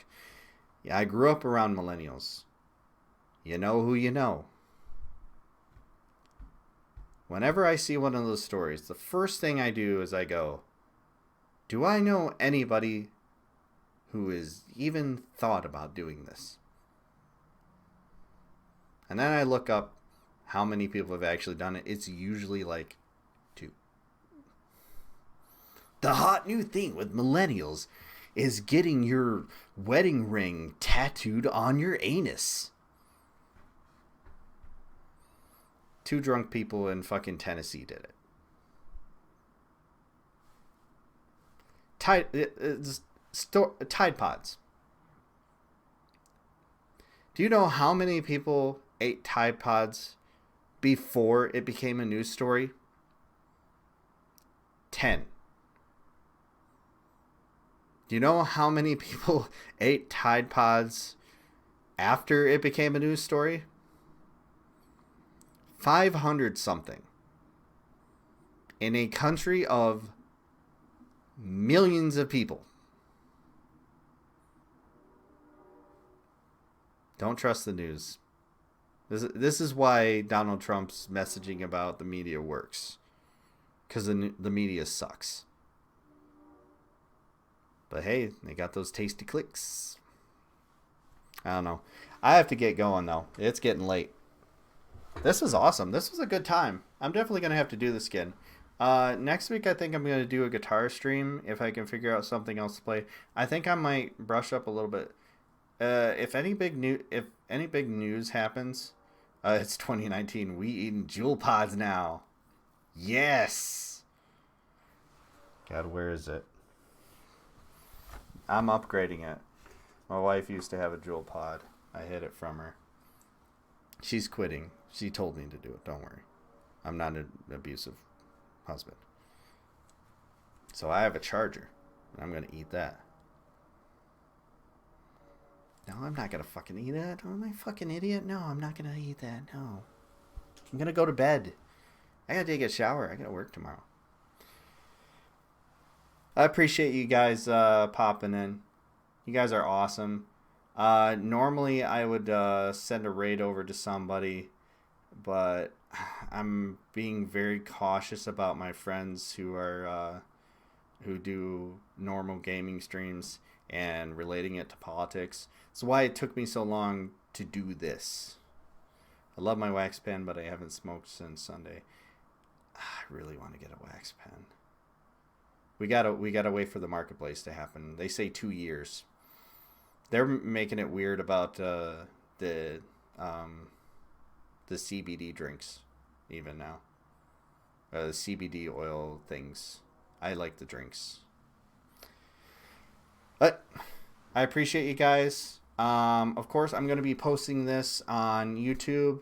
That's part of why I have the chat over here. I really need to fix that camera so that I'm facing in the correct direction. I hate it. Because I don't know where to point. But we'll have to do this again. Maybe I'll do this again next week. And we'll talk more about the Mueller report and what it did and didn't show. And why it still doesn't matter. And maybe we'll have some more cool sound bites from Bernie. Maybe I'll find that fucking clip. I was in Northern California last week. I did so much. Oh, that's awesome. Soon. I can't wait for it to be legal. Ugh. No, really, doctor. I do have anxiety. I do. Trust me. It's not going to be a shit show. It's going to be... Oh, you mean the Mueller report. Oh. Tomorrow's going to be a rough day. Because I'm not going to be able to watch MR until later. But I'm going to be peeking in on Twitter. I'm going to be there. So I will see you guys there. Follow me on Twitter for my politics stuff. Follow me at Mutt1126 for my Twitch stuff. Next time you want to know when I'm streaming, click on that link that's already in the chat over there. It says twitter.com/MarkMonkey. I thank you guys so much. And we'll see you next time.